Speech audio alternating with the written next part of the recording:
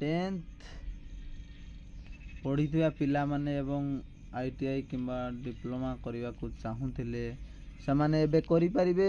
ଏବେ ରେଜିଷ୍ଟ୍ରେସନ୍ ମଧ୍ୟ ଚାଲିଛି। ITI ଡିପ୍ଲୋମା +2 +3 ସବୁତକ ରେଜିଷ୍ଟ୍ରେସନ୍ ଚାଲିଛି। ନୂଆ ଆବେଦନ ଚାଲିଛି।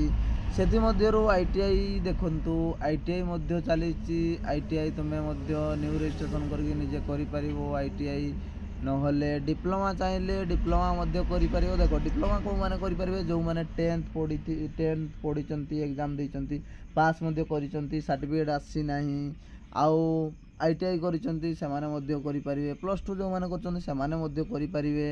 ଆଉ ଆମର ITI 10thରେ ମଧ୍ୟ କରିପାରିବେ, +2ରେ ମଧ୍ୟ କରିପାରିବେ।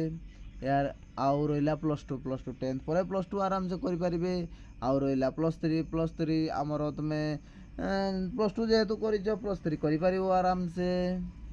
ସବୁତକ ଏବେ ରେଜିଷ୍ଟ୍ରେସନ୍ ଚାଲିଛି। ସମସ୍ତେ ଆସି ନିଜେ ନିକଟସ୍ଥ ଜନସେବା କେନ୍ଦ୍ରରେ ଯାଇକି ନିଜେ ଆପ୍ଲାଏ କରିନିଅନ୍ତୁ।